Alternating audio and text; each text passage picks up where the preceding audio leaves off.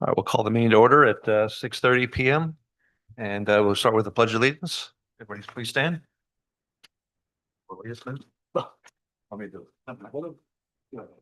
right. Pledge allegiance to the flag of the United States of America and to the republic for which it stands, one nation, under God, indivisible, with liberty and justice for all. Thank you.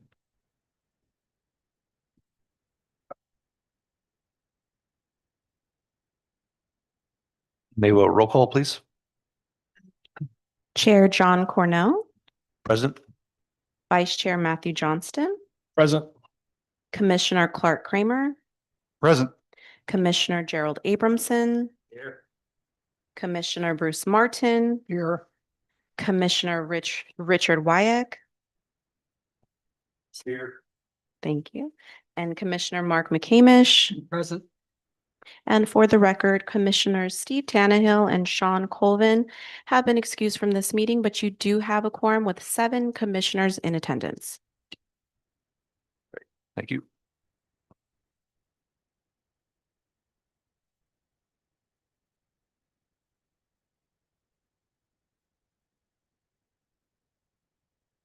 We have the agenda review. Yeah.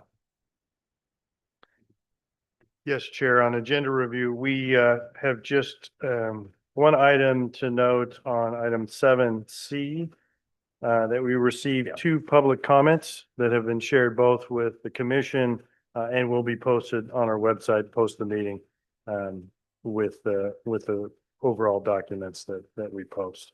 Again, that's the receive and file regarding solicitation for letters of interest, development parcels at Camarillo Airport. And that's it. All right. Thank you. And can I get a motion to approve the minutes from the July meeting? McCamish. Seconded Kramer. Thank you. Get a roll call. Chair Cornell. I'll abstain. Thank you. Vice Chair Johnston, Approve. Commissioner Kramer, Yes. Commissioner Abramson, Yes. Commissioner Martin, Yes.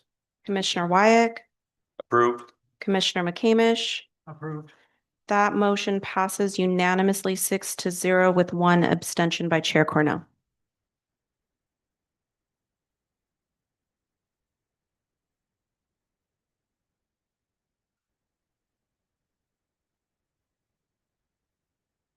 Yep.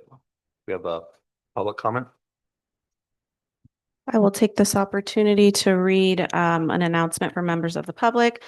To members of the public who wish to address the commission tonight with live public comments on any agenda item, please visit airports.venturacounty.gov/meeting-calendar for participation instructions, streaming links, meeting IDs, and passcodes. In-person speakers will be called upon first, followed by remote participants.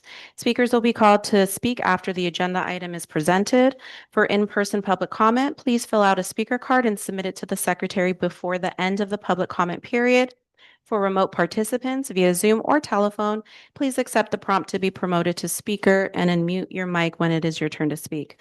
The general public comment period for non-agenda items is limited to 3 minutes per speaker unless the time allotment is increased or decreased by the chair, depending on the number of speakers. For public comments related to an agenda item, members of the public are allotted 3 minutes per speaker per listed agenda item at a single meeting, unless the time allotment is increased or decreased by the chair, depending on the number of speakers. Please use your allotted time accordingly. And we have 1 speaker, 7C. Then we have no public comments. Thank you. We have 4 items on our consent agenda. Do I have a motion to accept these as written? So moved, McCamish. Second. Second, Matt. Thank you. We have a roll call. Chair Cornell, Yes. Vice Chair Johnston, Yes. Commissioner Kramer, Yes. Commissioner Abramson, Yeah. Commissioner Martin, Yes. Commissioner Wyek, Yes. Commissioner McCamish. Yes. That motion passes unanimously 7-0. And on to the regular agenda, item A.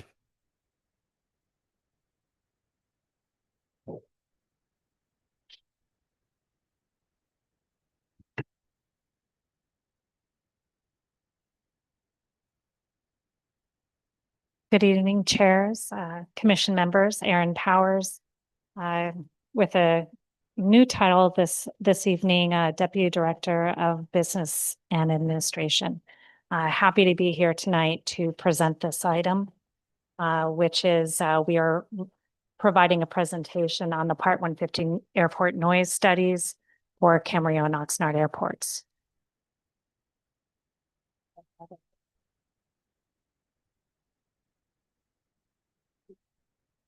So perfect.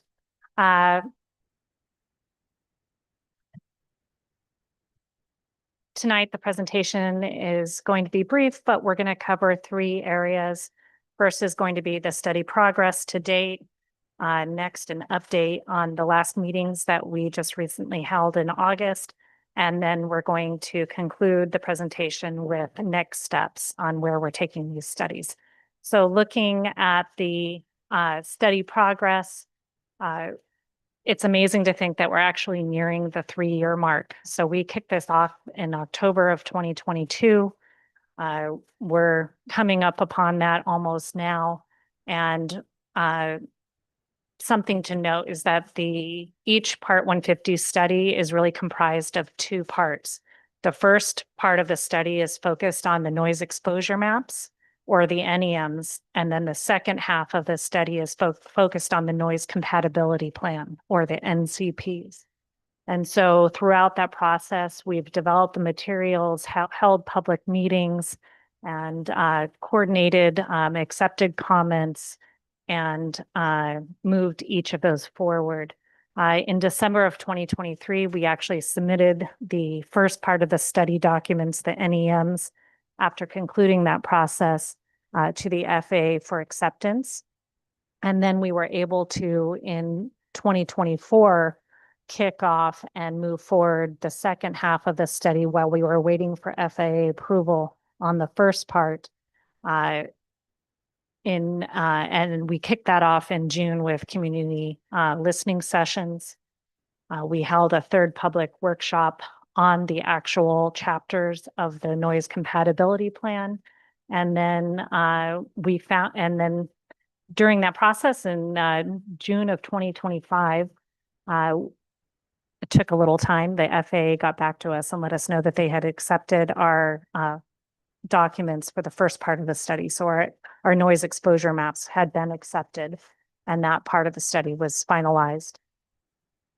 We then, in August of 2025, held a public hearing, which is our final public meeting.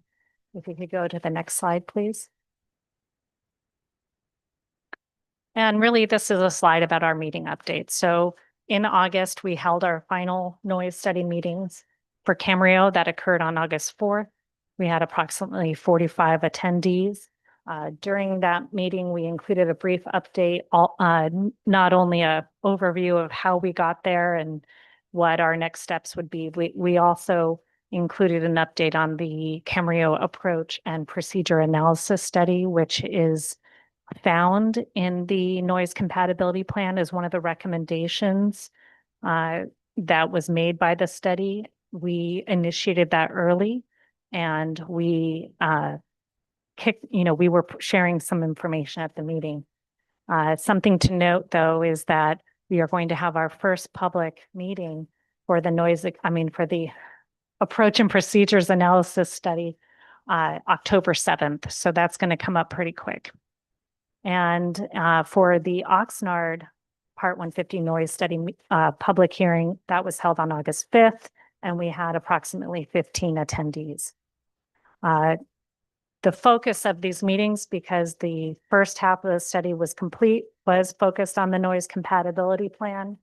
And leading up to that public hearing, we had actually opened a public comment period in July, and specifically July 3rd, and that was going to run through the meeting, which any testimony taken at the public hearing was included as public comments. And then we continued to receive any written comments through August 19th. I think we can go to the. And so really that brings us to where we are today on next steps. We are currently developing written responses to all the comments that we may have received during the public comment period. And that is going to be the responses are going to be included in an appendix that will answer the comments that we received and will be included in the final study document. We will then we will finalize the study and bring that forward first to the commission and the airport authority, onto the Board of Supervisors, and I apologize, our advisory boards, that we're expecting that to be in the November or December timeframe. We're going to be working through those written responses and just continuing to march forward. So that may be November or December coming up pretty quick, actually. After that, it will be the Board of Supervisors. We're expecting this to be after the new year because we're going to be hitting those holidays. So likely the earliest would be in January when the board is back after the first of the new year. And then after board approval, should we receive it, we would then submit the full study to the NCP to the FAA for their review and comment. We don't have a timeline for how long that can take. The process sometimes with the FAA, especially with some of the staffing issues that they've had since the beginning of this year, could draw things out. But no matter what, each of these studies were funded by federal grants. And so we're obligated, we'll actually reach grant expiration in August of 2026. And so we'll be submitting the closeout paperwork because we would have done everything we could, which is short of addressing any comments the FAA may have on the plan. And then our job after that, once we have acceptance, is just to make sure that the elements recommended in the noise compatibility plan, that we keep that one of our priorities as we move forward into the future. And with that, I'm happy to answer any questions. Right? Nope. Thank you. Thank you. And Chair Cornell, for the record, there are no public comments on 7A. Thank you. Moving on to 7B, the Camarillo Airport Beacon Tower installation.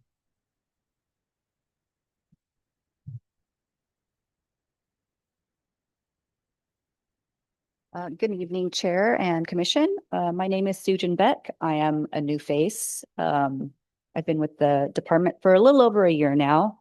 And just so you know, my background is I'm a civil engineer. I've been doing project management for several public agencies in the past, and I'm happy to be here. So for the Beacon project, we're erecting a new beacon tower over by the existing electrical building. It's tilt down so that our staff can go ahead and maintain it much more easily. Currently, the beacon is on top of the water tower, and so it's a little hard to get to. The total cost is $350,444. It is being managed by GSA right now. And we're very happy to have them assist us with that project. The project started about July 10th, and we're expected to finish around Halloween, October 31st. So you can see here the tower is in the halfway tilt down position. Turns out that the manufacturer accidentally put the wrong amount of cable on the tower. So we're waiting for the materials to come so we can have it tilt down fully, and then we can attach the beacon and it should be operational. So if you have any questions, I'd be happy to answer them. Question. I'm just curious, what's the elevation of the tower? So it's about 75 feet tall. How did that compare with the one in the water tower? Actually, I am not sure. I think it's about the same. Sorry. Institutional knowledge. It's true. I've been around a long time here. So the current water tower where the beacon is placed is about 134 feet tall. So for us, we're actually pretty excited about this change because you can imagine that if you need to maintain the beacon, it's quite a climb and it's, presents training and safety elements that we will be able to avoid at when we are dealing with a tilt down tower. Anybody else? A question for you. So I know that the previous beacon, like it was high enough and kind of to some houses, right? So it kind of, Mhm. like, some people had a really good view of the beacon, Yes. better than maybe they wanted. So on this one, is there going to be a similar situation, or is this So- kind of mitigated because of the height and the location? Our consultant did a lighting study, and so we do have shields to prevent that from happening. Thanks. Great. Thank you. Okay, thank you. And Chair Cornell, for the record, there are no public comments on item 7B. Thank you. Just for the record, I'd like to add to that, for those that don't have the history. It was realized about 4 years ago that we county didn't own the water tower. That's what started this whole process. And the new owner wanted to charge us $10,000 a month to keep the beacon up there. So we decided we would go get our own tilt down operation. And as mentioned by Sujin and Aaron, the cost, it's about $5,000 a year just to get the ladder that climbed up there, $5,000 to get that inspected and all the fixes that it needs to. So all of those costs combined, we might as well just build our own, tilt it down when the cable's long enough and just change the light bulb ourselves from the ground. So that's a little bit of last bit of history.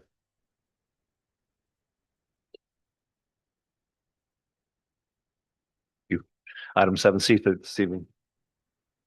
Item 7C. As I mentioned, in the initial, agenda review, we received a couple comments on this.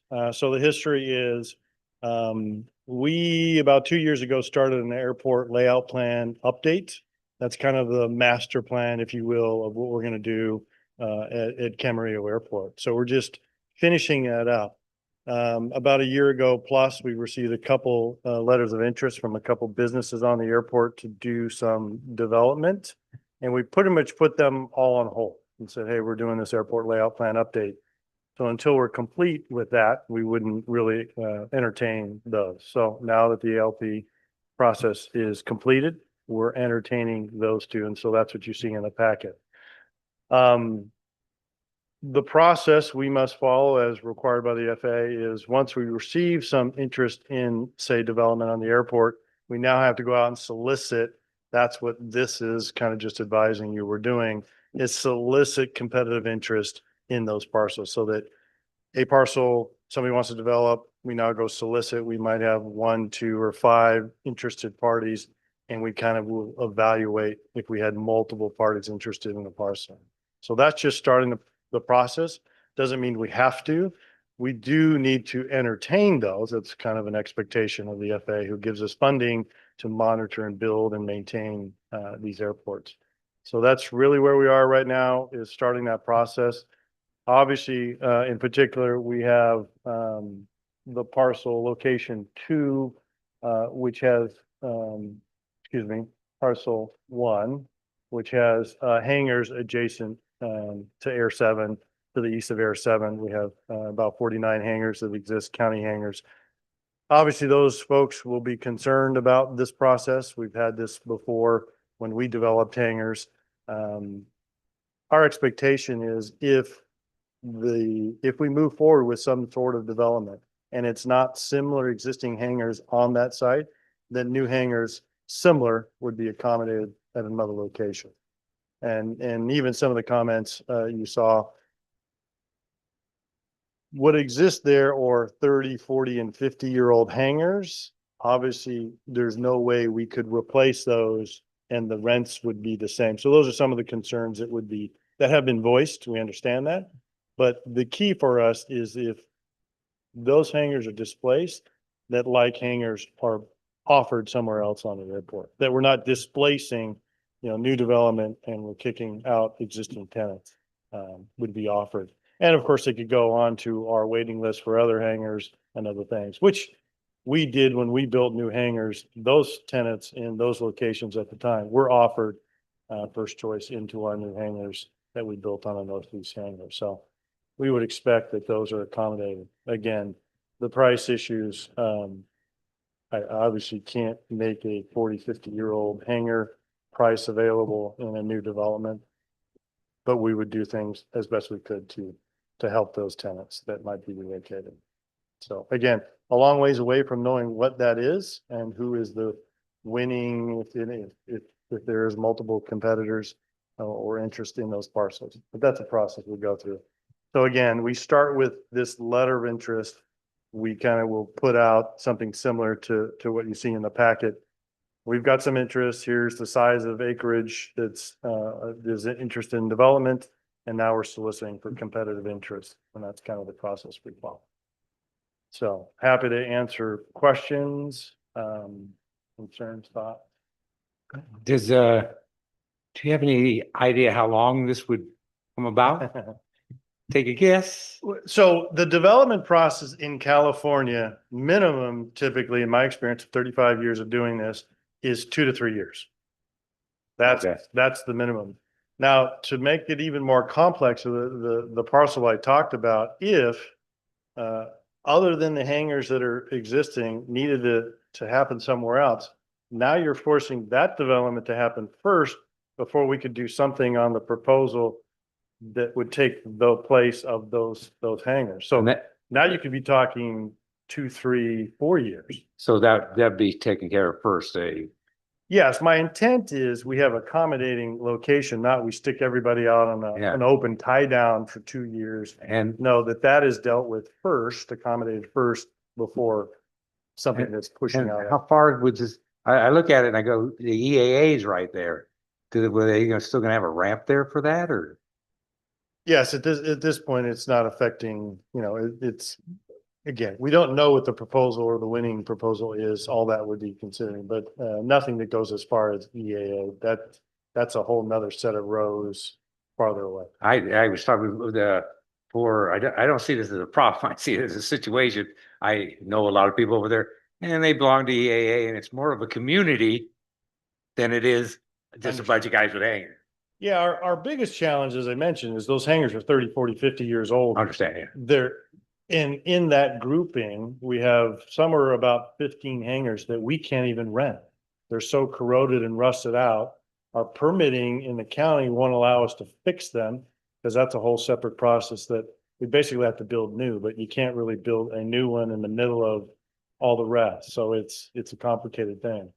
It'd be nice if they heard, read your letter and stuff, and I know they were offered other hangars a while back from that area. Yeah, I mean, But they still didn't get the message that something was gonna happen before that was taken away from them.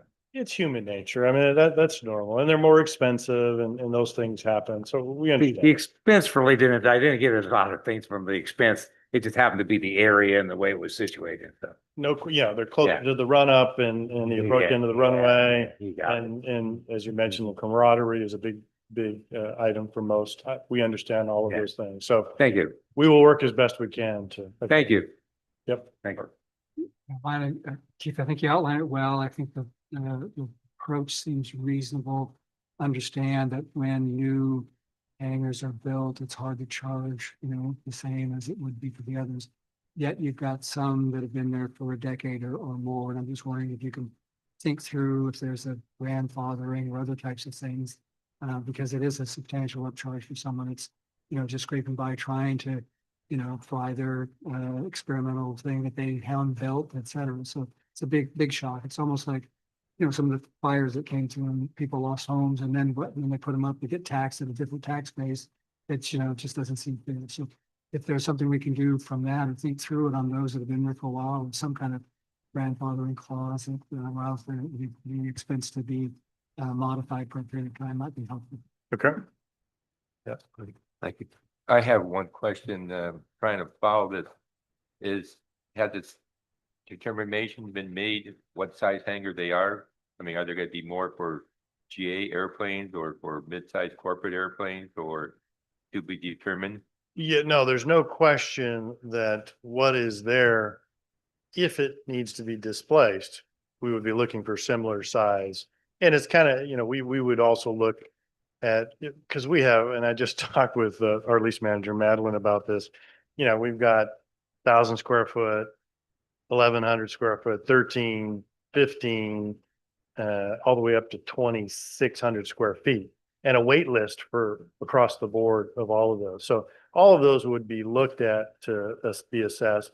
Our first priority is keeping the tenants that we have in like-size hangars, so accommodating those. But we also have other demand at the airport that really isn't accommodated. Small businesses, mechanic, flight schools that need small office space and, a box hangar kind of thing. That's a space that has not really been fulfilled at the airport. So all of those would be kind of assessed. We would push that in the development. Unlike some of these other areas where it's just an open aviation, if that group is being displaced, we would force or dictate the development, what it looks like at that other location for the offset. Great. Thank you. Anybody else? No? All right.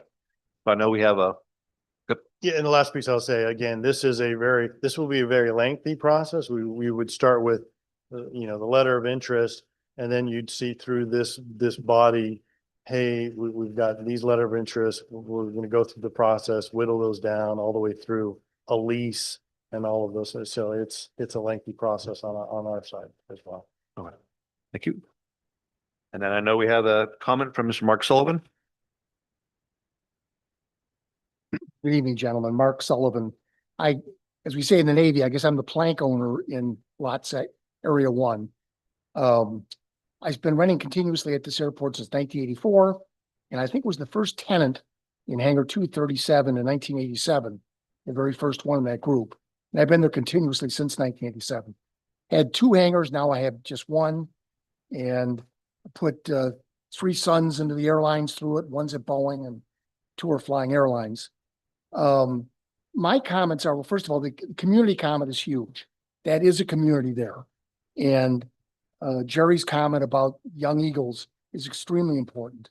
One of my biggest concerns is that if this is developed as a jet, an appendage, and another jet operator, there's already a significant issue in that block of hangars and at the EAA with people running, their Gulf Streams for an hour without their APUs. And the fumes are unbelievable.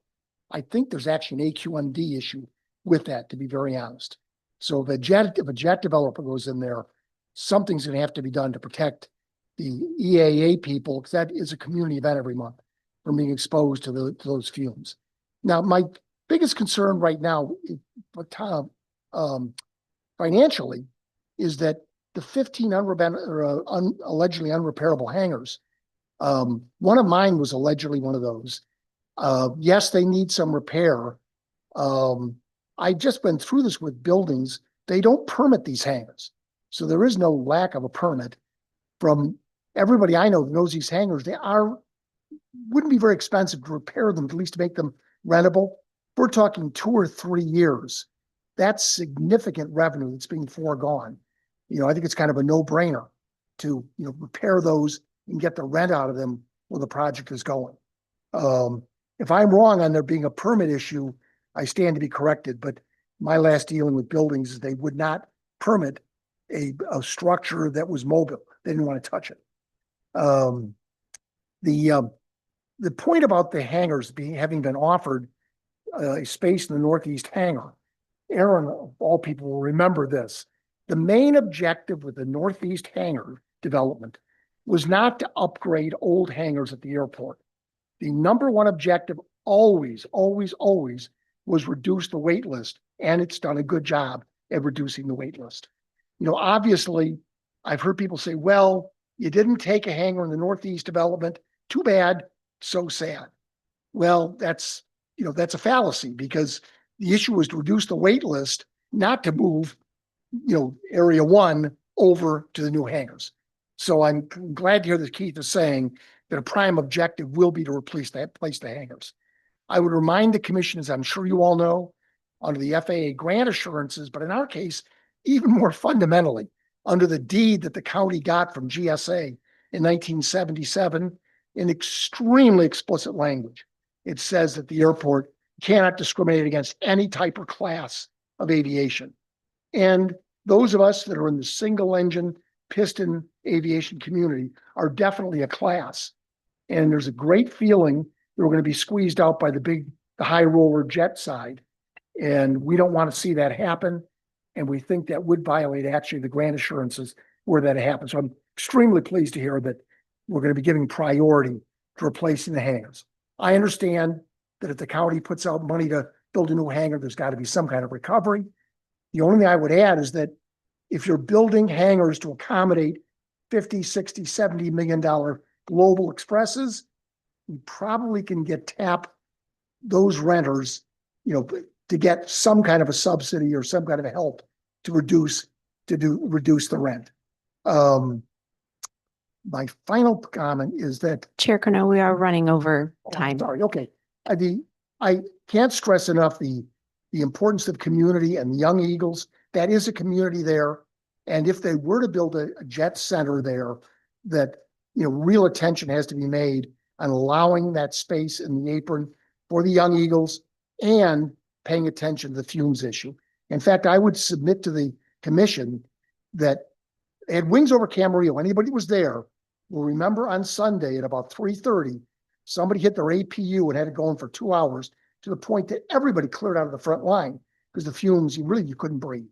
That we really need to have an airport policy on that, to provide ground power or whatever, so you don't have long-term idling of turbines, because they do put out a tremendous amount of emissions. Thank you, Jeff. Mr. Sullivan. Thank you. There are no further comments on this item. Thank you. Item 7D.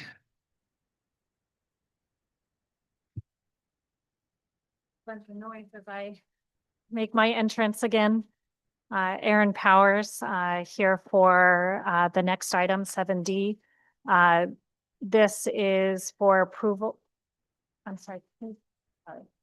Of the an authorization for the Director of Airports to enter and sign into a consulting services contract with Menu and More.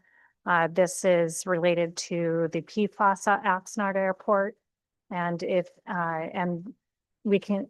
amount of the contract is approximately $130,000. If we can go to the next slide.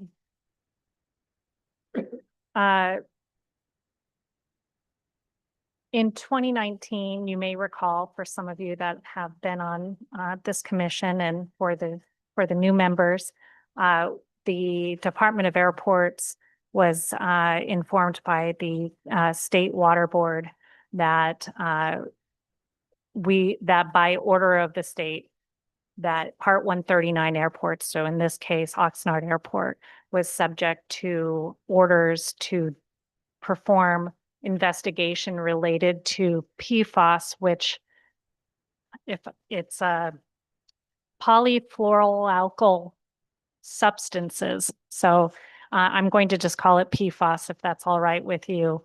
And this is a family of chemicals that is found in the firefighting foam that the airport was mandated to use by the FAA. So there was one firefighting foam that was approved by the FAA, and unfortunately for us and any commercial airport across the United States, it contained PFAS. And so since 2019, we have been in a series of work plan development and then implementation or investigation of the work plan. And really what this is sort of a continuing cycle of delineation We start with certain locations where we used to annually test the foam as we were mandated to test.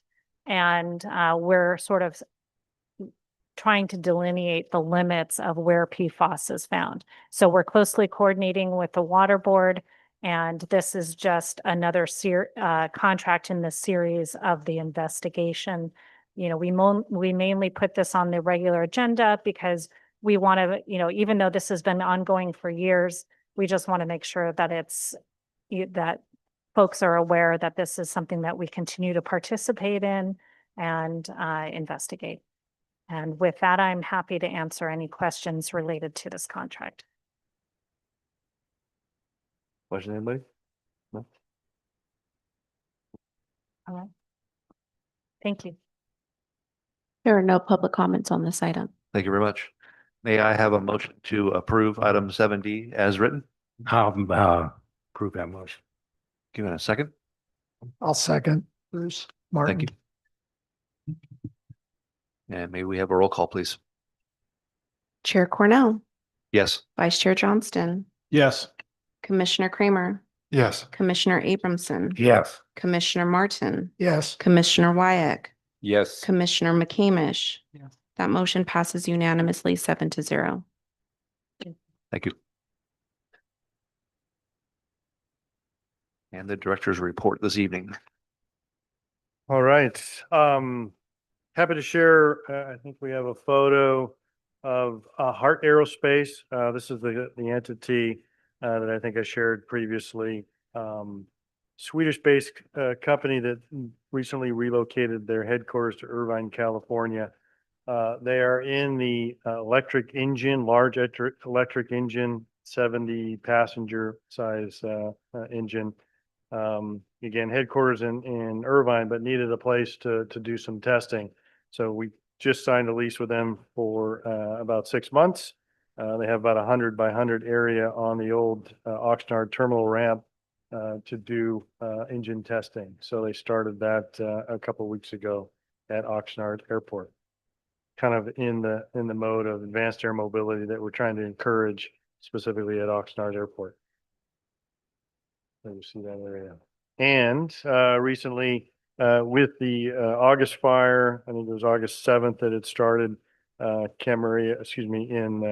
Ventura County, the Canyon Fire. We recently had a helicopter come from the LA region to kind of stage in preparation. So once again, Camarillo was significant for fires in the county. Kind of happy to report that not only backup units, but our own sheriff and fire air units for the county knocked that fire down in the first couple of days and had it 91% contained within about 4 days. And it was 100% contained within 7 days. They did a fabulous job. Air show, as you know, we had August 17th and 18th. The preliminary numbers, I think we had about 17,000 people attend over the 2-day event. Very excellent 2-day event. The Air Boss did a fabulous job, and I think they're going to make an appearance in the next couple of meetings, give you a final debrief. But he did a fabulous job of tweaking the air show event, particularly on Saturday when the weather was kind of overcast for the first hour or so, making some adjustments. So I had a lot of great feedback from the community. Want to report that we had 0 noise complaints over the 2 days event. Very happy to report that. Jeanette from our office did a fabulous job of getting the word out in advance to our neighbors, which is very helpful. And I even got tricked into, I think there's a picture, the flight simulator for Pivotal there, trying to get me sick with those 3D goggles. Those are pretty tricky things. You whip your head around and you can get, out of sorts pretty quick, but very neat. And if you saw that on Saturday, they did a demo with electric single person aircraft. Pretty cool thing. Next item, clear the shelters. Again, the animal shelter for the county is here at the airport, lease space from the Department of Airports on August 23rd. They had to clear the shelter event 68 animals found homes, which in perspective, that's a week's worth of adoptions in a single day. So they had a good day. Wanted to report that. Aaron's done a fabulous job as well as Congresswoman Brownlee's office. We recently were awarded a $3.5 million grant. This is basically back paying us for the final work we did on the taxiway Foxtrot at the Oxnard, the final paving project we did there. So we kind of upfronted the money. No guarantees we were going to get reimbursed, and we did. So that's in the final works, $3.5 million. We just received notice from Commander of Air Force that B-17 is coming again here September 17th through 29th. Public tours and rides available. So if you're interested, please go to their website. Just an item of notice, we received a request from the Sheriff's Academy. They need a large paved space, which they had used previously at Camarillo Airport, the abandoned portion of the runway here to do some high-speed vehicle training. We're reassessing that. They had not done it for many years. They've come back and asked to do it basically 2 weeks a year. We're going to work with our engineering aviation consultants to see if that would even be allowed with the FAA at this point with current standards, and also do an internal assessment if that's really what we want to allow. But we're at least looking at it, and they've made the request. And last, just a FYI, our public members for the airport authorities, Camarillo Airport Authority and Oxnard Airport Authority, their terms expire in March of 26. So in the next month or so, you'll see an announcement if anybody's interested. There's an application process to go through. Currently, we have Barb Filkins filling for Oxnard Airport and Scott Fair for Camarillo Airport, and their terms expire February 28th, 2026. And that's all I have, you gentlemen, tonight, unless there's any specific questions. I do want to add, she's not here tonight, but we do have a new management assistant, Lizette Kennel, that started with us. So you'll probably see her at the next meeting with the team, fabulous team that we have left there. That's it. Thank you. Unless there's any. That 30-day thing or whatever, that's required.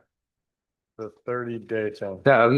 Giving, A7 30-day notice, they wanted to do lease that area or something, come back. Oh, again, the solicitation, there's not a specific number of days. 30 days is common for bids that we do in our work. So This is a requirement, so you would have to. it's a reply. requirement that we Reply. solicit for competitive interest in something like that. Okay. There is some flexibility if it was a small parcel adjacent and there's other places that folks could bid, maybe not, but we want to err on the side of checking all the boxes, and this is the right thing for us to do. Thank you. Yes. I just want to comment, congratulations on getting Aaron Powers as the deputy director. I think that's a wise choice and really beneficial to the airports. Yes, we did a good job of tricking her into taking the job. You're welcome. Yes. Shh, don't tell you. Anybody else have any comments this evening? Nope. All right, a motion to adjourn the meeting? I second it. We'll adjourn at 7:14 PM. Thank you.